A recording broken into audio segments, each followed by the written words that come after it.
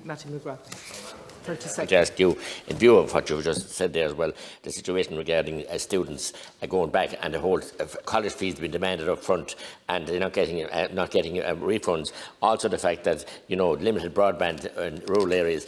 And will you talk to the Minister for Housing about accommodation? The difficulties that are there, they're huge. For the important question, the short answer is yes, I will, and I already have spoken to Minister O'Brien, the Minister for Housing, in relation to this. I know he's planning a meeting with the Union of Students of Ireland that either has taken place or will take place very shortly. They have a number of proposals that they want him to look at, and I know he wants to engage with them on that, and I'll certainly support him and them in any way that I can in progressing that. Just in relation to the students and having to pay fees up front, I mean, I would just make the point that I did make earlier, that about 44% of people who will go to college this year, so not far under half, will have either all or part of their student contribution fee paid through the SUSI grant system. We've seen about 2,500 more people apply for the SUSI grant this year, an indication of the sign of the times that we're in. And we've also made sure that those grants are being processed as quickly as possible. We've doubled the Student Assistance Fund. This is the fund through your local access office, where if you're on hard times because you used to have the part-time job at a weekend and you don't now, you can seek financial assistance. We've provided funding for laptops. Almost 17,000 laptops will be purchased. Each of them, and I can send you a breakdown for your own area, are being sent out to the local universities and will be there in place and in time for the start of the college year as well. On the issue of broadband, I won't take up all the time going back on the points that I made to Deputy Kearns, but I do think there's work we can do in terms of how we can look at the Wi-Fi access that students have on campus and see if we can help extend that off-site. And there's some exciting pilots that I think we can run during the course of the year, and I'd be happy to meet with you in relation to Tipperary and how possibly we can roll that out there. Thank you, Minister. And first instance, going to thank the staff in SUSI. They do an enormous job and they're under huge pressure this year, and they have really got on top of the game the last number of years. They do excellent work. Minister, as I said, we welcome the Leaving Cert too, and everybody involved, and Minister Foley and all the staff. Families, students, schools, everybody work together and put their shoulder to the wheel. I think a good outcome. COVID-19 has changed the issues within our third level sector and facing families of third level students. The scandalous position, Minister, of students and their families were put in since March and must not be repeated in terms of their lack of protection from unscrupulous accommodation providers. And they are out there, unfortunately. The failure of accommodation providers to issue refunds was absolutely scandalous, Minister, and I know that the department ones did, but there are some private ones who didn't, and that's totally unfair and hard-pressed families, and it puts awful pressure on the students and on the parents. This August, tens of thousands of students and their families are put under pressure to pay the deposit 3 months up front as well. It's just shocking in the midst of COVID, as you've just said, and people out of work and everything else. Indeed, some colleges told their students that they would be on campus, the students would be on campus and everything would be working. That was wrong, because they shouldn't have, and they weren't available, and they shouldn't have given those misleading information. They clearly weren't able to be on campus.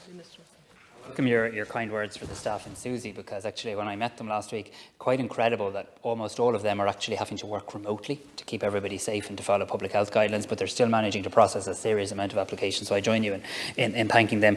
I did ask for a note in relation to the private accommodation in light of the question you were going to ask me from the Department of Housing. So students who are renting private accommodation under a lease are entitled to the same legal protections as any other tenant.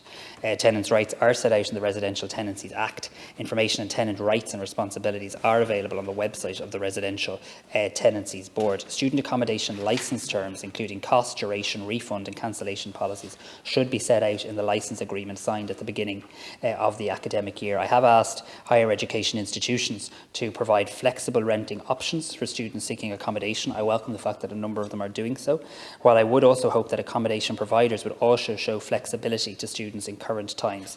And I do, quite frankly, believe we shouldn't have to be as reliant on private providers as we are, and I hope we can make progress in increasing college-owned student accommodation in the coming years. Sir, I'm appealing to you to work with Minister O'Brien and Housing, because while we have so many good providers, the public ones and indeed the private ones, there are rogue ones out there, and they do make enormous demands on students, and it's peer pressure. Then I haven't the place, you haven't the place, and the scramble for accommodation every year is unbelievable. Minister, I want to ask you, I was contacted yesterday by a woman in Tipperary where her daughter attended grind school, and a student, and she worked very hard and achieved a good result in her HPAT to do medicine. But however, her results were downgraded in 4 subjects. She knows that the teachers provided better grades, and she wants those grades to be provided. But she also has an issue with the appeal date, because the CEO places on Friday, the appeal isn't on Monday. Can that appeal be opened earlier? Because there are many people, I'm sure, like this. Next to the student, put in huge effort, parents supported and with fees and everything else for the going school, but there's an anomaly there, so we can't have people like that in a situation being discriminated against either. The appeals process and the standardisation is a matter for Minister Foley, and I will pass on the comments that you've raised in relation to that family in Tipperary to Minister Foley. But what I can say is this: my understanding is the appeals process opens on Monday, but in addition to that, that the marks that the teacher provided to the student will be provided to all students to see from next week. I would make the point, though, that there did need to be a standardisation process in place, because we're already dealing with the issue of grade inflation. Imagine how much more significant the issue of grade inflation would have been had there not been a standardisation. In relation to the window, my understanding is that the universities have aligned their own timetables in terms of start dates and the likes to take into consideration the window of the appeal. So perhaps I might just write to you to confirm that to you, Deputy. Thank you.